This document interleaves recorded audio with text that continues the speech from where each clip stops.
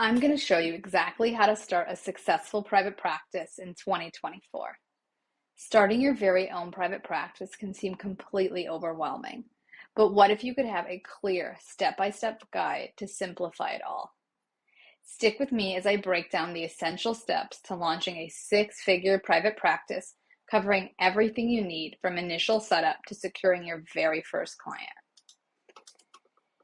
If you're wondering whether our methods truly deliver, which I'm sure you are, let me share a few success stories directly from our program that demonstrate the remarkable hard work and transformation of two of our students. Meet Toby Barron, who doubled her client roster in less than 6 months. Toby was in an agency job that she felt completely trapped in, which I'm sure you may too. While working there, Toby fully embraced our coaching program. She implemented solid business foundations and targeting marketing strategies. She was able to leave this job in less than 3 months. Part of her success is credited to the fully optimized website we made for her, which is on this page, which significantly enhances her online presence and effectively attracts her ideal clients. She not only reached but exceeded her goals, while also making a profound impact on the LGBTQI community. And don't forget Brian Loveless, who was torn between community mental health and a private practice that took half his fees. Yes, this private practice took half of his fees. With our program, Brian streamlined his practice's operations and significantly improved his understanding of business essentials. He was up and running his own private practice in less than 1 month. These are real success stories from therapists who took the leap and trusted our system, which I'm honored. Toby and Brian both took significant steps towards a better future by implementing our proven strategies. Now I want you to imagine what you could do with our guidance and expertise. Okay, I'm going to break down what I believe is this 3-step framework that has been a game changer for every private practice therapist in our program and myself. I call this framework the 3 critical domains necessary for private practice success. They include business setup, effective marketing, and strategic client acquisition. You need all 3 of these to have a successful and profitable private practice. But that's not all. Towards the end of this video, I'm going to reveal what I believe is the number 1 mistake that many private practice owners make when trying to start a private practice. This common but significant mistake could set you back months and cost you a lot of money if not addressed from the beginning. Make sure you watch this video until the end to discover this critical piece of advice that will save you time, money, and a lot of frustration. Okay, let's go ahead and dive into showing you how you can build that profitable and successful private practice. For those who haven't met me, I'm Julia. I'm a licensed therapist based in Los Angeles, California. Like many of you, I worked at countless agencies where I felt reduced to just a number. Those productivity demands, lack of support, and a glass ceiling were just part of my challenging experience at every agency I worked at. And I'm sure many of you can relate to this. Over the years, I've not only built my own 6-figure private practice, but I've also helped others do the same through our unique and comprehensive coaching program. This program is designed for therapists who are ready to take the leap into private practice, but probably need some structured guidance to navigate the complexities of business, marketing, and client management. Whether you're currently working at a group practice and want to open your own private practice, or you're looking to transition from that agency, if you're committed to growing a profitable and fulfilling practice, you're in the right place. My methods are backed by my own experience and the success of numerous therapists I've helped with building a profitable private practice. Okay, back to the 3 domains of private practice success. We're going to start with business foundations. I believe this should be done from the get-go before even opening your doors. All right, number 1 in business foundations is getting an EIN, also known as an employee identification number. The easiest way to think of an EIN It's like a social security number for your private practice. It helps to keep your personal and business finances separate, and I'm going to tell you, it makes tax reporting a hell of a lot easier. Don't worry, getting an EIN is really easy and completely free, even better, right? Go onto the IRS website and apply for an EIN. It should take you less than 15 minutes. Do not pay for someone to get you an EIN. It's really, really easy. Once you finish the application, download your EIN approval letter and make sure to keep it in a safe spot. Okay, now you have that EIN letter with your number somewhere on the paper. It's time to get your business bank account. You're going to take that EIN letter and you're going to go to a bank and you're going to open a business bank account. It's really important to open a business bank account because it separates your work income and your personal income. Truly, the biggest benefit to me is it makes it easier to delineate what's my private practice income and what income is just coming into my personal day-to-day expenses. Often, but not a guarantee, having a business bank account can also possibly shield you if your private practice has a legal snafu, meaning your personal income is also protected. But not a guarantee. I'm not an attorney, but often this is pretty much the case. Okay, so you have your EIN and your business bank account. It's time to get an accountant. I know you're probably thinking, I don't need an accountant. I can figure out my own books. Okay, maybe you can. No offense. But for me, I know I personally made a lot of mistakes when I was doing it myself that cost me a lot of money. And I also hired an accountant initially that didn't understand private practice, and that cost me even more money. So benefits of getting an accountant that understand private practice. Spot on records, they keep an eye out for your income and expenses, and they make sure you're grabbing every tax deduction possible. And even better, you don't worry as much. To be honest, by hiring an accountant, I was able to see more clients and not go through my QuickBooks or figure out this tax deduction, that tax deduction, or estimated taxes. So much easier. Okay, now you have these three done, which are EIN, business bank account, and an accountant. You also want to figure out which business structure your practice should operate in. Now, I'm not an accountant or an attorney, so this is just some pieces of advice. Types of businesses include an S Corp, an LLC, or a sole prop. I encourage you to ask an attorney and or an accountant, what are the pros and cons of each? Now remember, it varies by state, so you want to make sure that you're asking an accountant or an attorney that's based out of your state. You want to ask him or her or them, what are the pros and cons of each? Which ones protect my personal assets and which one will help me get more tax deductions? Okay, now we've finished the business foundations of your private practice. It's time to start to market. So we're going to dive into marketing strategies, which is domain number 2. We're going to learn strategies to make your practice visible and attract those ideal clients. Heck, that's half the reason you're opening a private practice, right? You want to attract your ideal client. So I often hear from a lot of people thinking of opening a private practice that the therapy market is too saturated. That's not true. I live in LA. My practice is full all the time. People in other states do fine as well, or other cities. The therapy market is not too saturated. So I want you to look at this diagram that I made, or circle chart, whatever it's called. So here's the entire therapy market. Here's your niche, and here's your ideal client, okay? So your niche, I know there's a lot of confusion, or niche, I never know. It includes like services you provide, who you provide them to, and your specific expertise, right? So your niche is kind of, the therapy market's big, then there's your niche, or niche, and then there's your ideal client, right? The way to think of your ideal client is it's the exact client you want to work with, right? But what you need to understand is that all of your marketing strategies, both your in-person, relational, and online marketing strategies, need to speak to that ideal client. You need to understand their exact pain points so that they land on your page and go, hey, you're the fit for me. Think about for a sec if you've ever been to therapy and why when you land on a therapist page, you're like, I know that she, he, they are going to be a great fit for me. You haven't even met them. You know why? Because they understand how to speak to their ideal client, and that's you.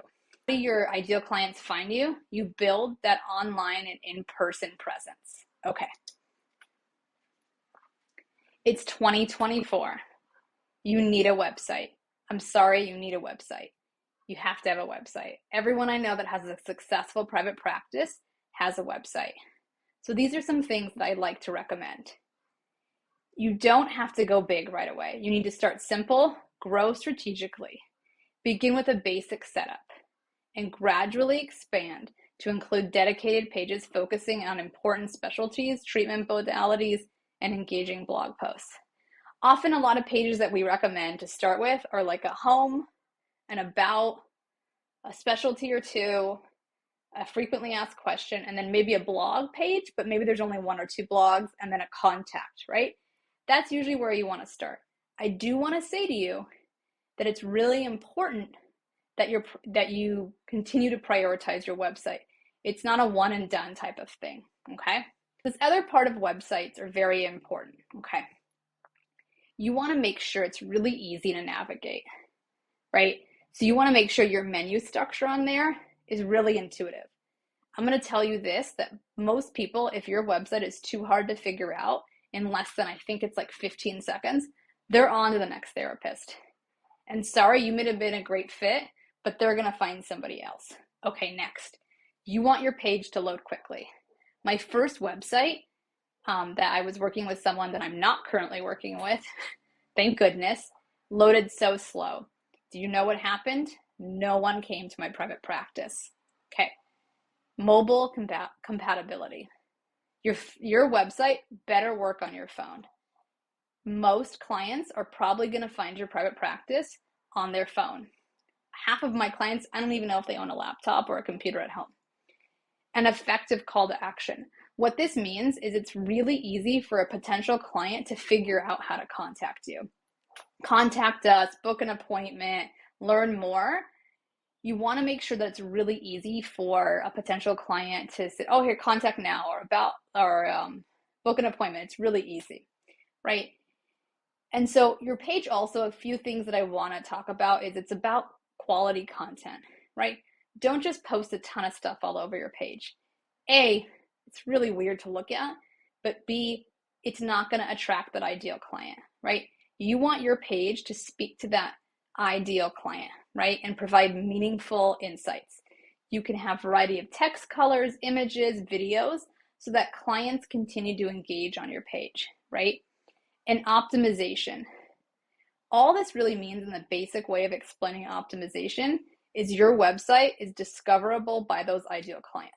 So if I'm searching for a therapist that specializes in LGBTQ issues in Los Angeles, my website's going to come up because I have done enough work on my website to speak to that ideal client, right?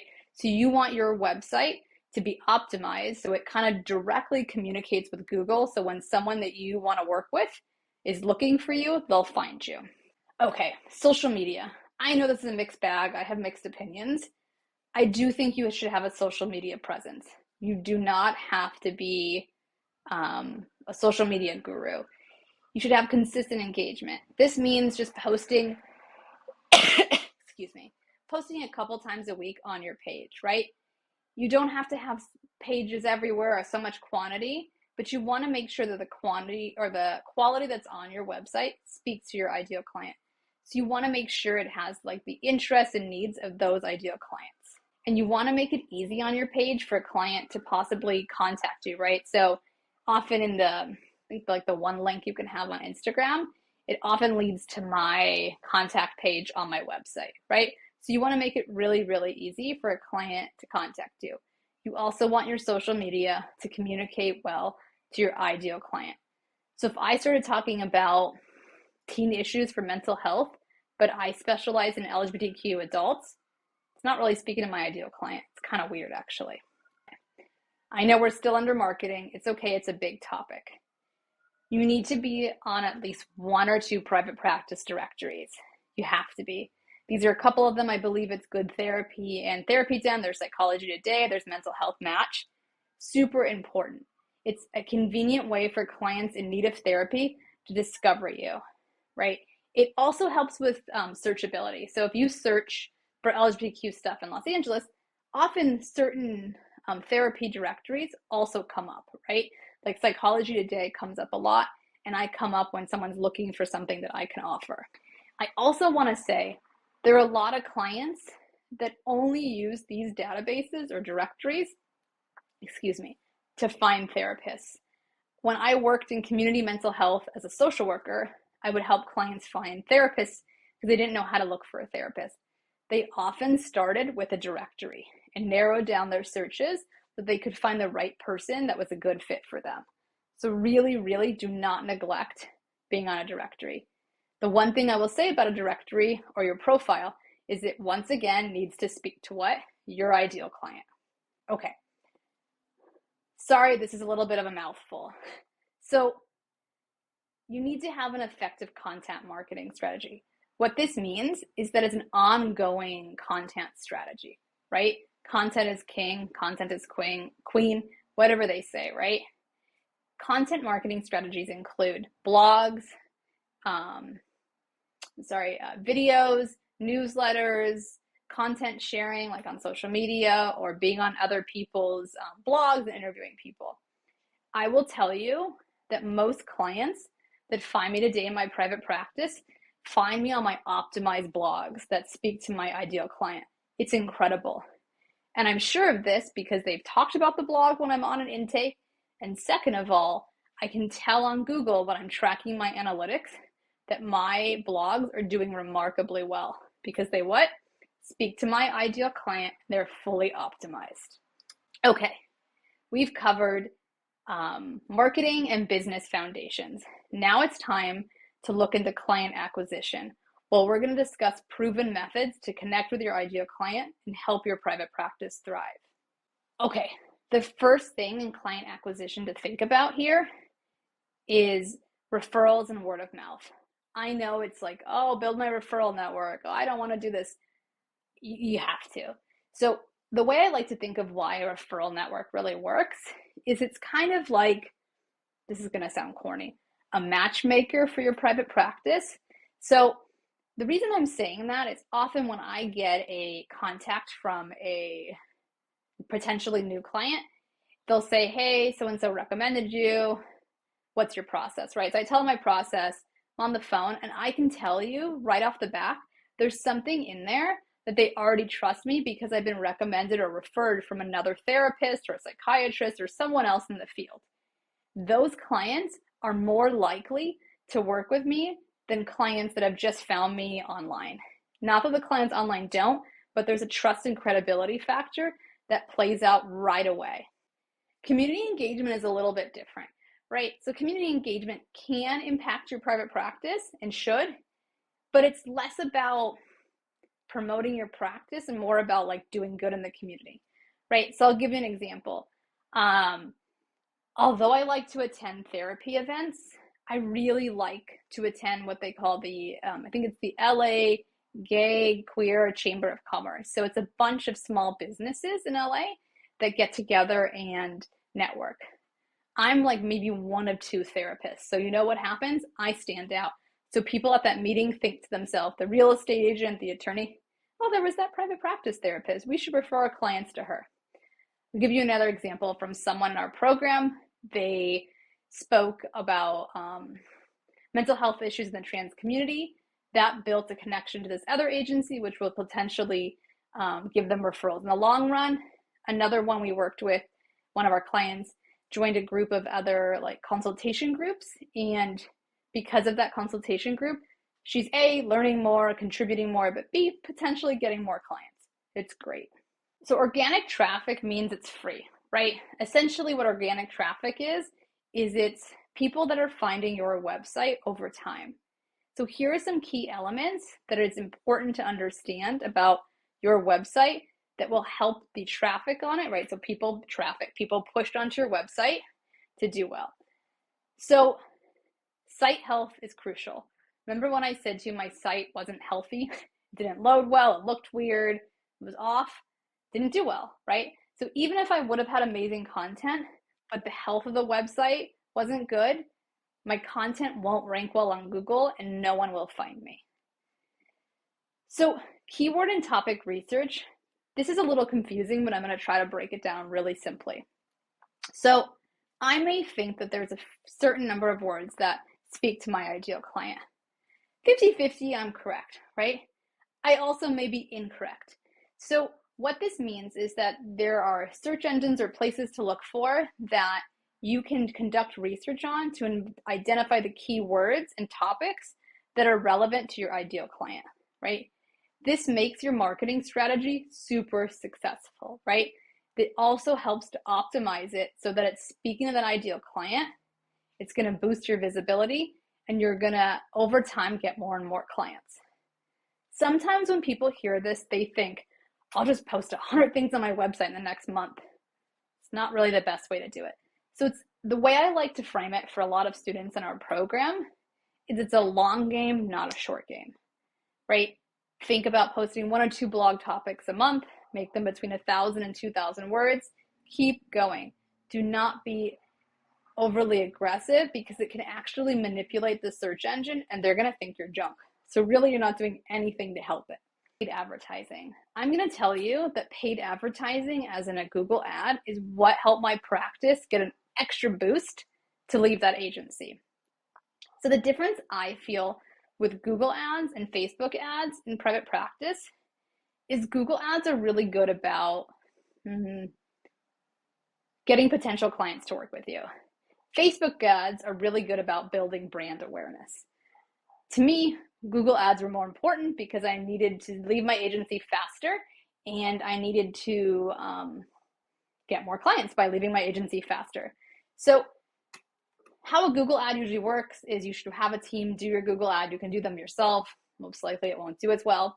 Yes, it does cost some money, and you basically build a page for that Google ad. So in the beginning, I was doing, I believe, LGBTQ mental health. And so we built a page from Google that spoke to that ideal client in the LGBTQI community that I wanted to work with. And so that really helped me start to get my practice off the ground quicker. So instead of it maybe taking 8 months to leave my agency, I left within 6, right? And so I was able to pay a little bit for Google to put my ad towards the front, but it didn't even matter. Let's say it pointed towards the front and someone clicked on it and they didn't work with me. It didn't really work well, right? So what I mean by that is you want that Google ad to speak to your ideal client. And when they land on that page, you want to make it so compelling that they're like, hey, I got to work with them, or hey, I got to figure out what it's like to work with them, or set up a free consultation. So in the beginning, if it's within your budget, we highly recommend setting up a Google ad. Last but not least, client conversion. And I'm trying to think about how to frame this when I was working on this presentation. So a client reaches out to you. I know this is going to sound crazy, but you want to follow up promptly. The amount of clients that have reached out to me and that I call or text or email back to set up a consultation that have said to me, you're the first one to get back to me. Oh, that's so gut-wrenchingly sad. So don't do that. Even if you think you're not the right fit, follow up. Be a good therapist that wants to connect this client to another therapist. So follow up in a timely manner. I'll tell you about my process. So a potential client usually emails me directly or through my website, and I have kind of a copy and paste way that I respond, right? It's a streamlined process. And so it's like, thanks for reaching out and letting me know a little bit about you. Here's my process. We set up a phone consultation that's completely free. I get an idea of what's bringing you to therapy at this time. I tell you a little bit about my practice and I answer any questions you might have. When or sometimes we can set this up. And then I have like a Monday at 2, blah, blah, blah. So I write it on there, right? And then we get on the phone and we do the consultation. And within that consultation, I have an intake that I complete on the phone. So the reason I'm saying this is you really need to have a strategic plan. Don't shoot from the hip. So I have a response that I do via email. I hop on a phone call and then I do a very streamlined intake on the phone. So I'm still myself, but I have a system in place that I'm not just asking random questions, right? And so I ask all these questions. I'm the least pressury therapist on the phone. I tell people they don't have to work with me. They don't feel it's a good fit, or they can spend as little or as long thinking about working together. I'm going to tell you, it's my little secret. It works really well because it takes the pressure off of them, and it makes them feel like, hey, she's not forcing me to work with her. It's not like buying a used car, is what I tell every phone call. I'm not going to force you to work with me. Spend as little or as much time you need figuring out if I'm the right fit. And if you want additional referrals, I'm happy to give them to you. That's what I say to everybody that I do a consultation with. Now we've gone over the three domains of a successful private practice. And as you can see, it requires way more than just amazing clinical skills. Although that's important, it demands a solid business foundation, marketing, and client acquisition strategies. Although these are all important, there is still one critical aspect that's often missed and ends up being a big mistake for therapists. This oversight can hold you from building a profitable private practice. By recognizing and avoiding this mistake, you can achieve results just like the one I'm about to show you. Meet Parsa. Parsa's another success story in our private practice program. He used our program to increase his client roster by 67%. He implemented the strategies we taught him for business management and online engagement, and he was able to build a successful practice in 3 months. Oh, by the way, this is his website that we also built for him. Pretty cool, huh? So the biggest mistake that most people start while starting their private practice is neglecting their online presence. Obvious, but truly, truly important. Many therapists fail to realize how a well-optimized website and active social media can dramatically enhance their visibility and attract the right clients. This was part of my strongest ability to get clients quickly. Without this, even the best therapists can struggle to reach their potential clients effectively. I promise you, you need an online presence. It's the number one mistake I see therapists make when starting a private practice. Don't worry if you're not aware of this mistake and you're not sure what to do next. Our 6-figure private practice accelerator program, because it covers everything, exactly how to start a private practice, market it effectively, and get clients. Our private practice program offers group coaching sessions that meet weekly for 12 weeks with live coaching calls. And what sets us apart, guess what, is our program comes with a fully optimized website and a social media presence. But don't worry, I'm not building that website. The marketing company that handles my own successful private practice is going to build your website. That means you're guaranteed the tools for success. Some of the websites that we worked on are right here. And as I said, our program includes 12 weeks of coaching, that marketing launch pack, a community forum, and strategic partnerships. I have vetted the right people in addition to the marketing team to work with you.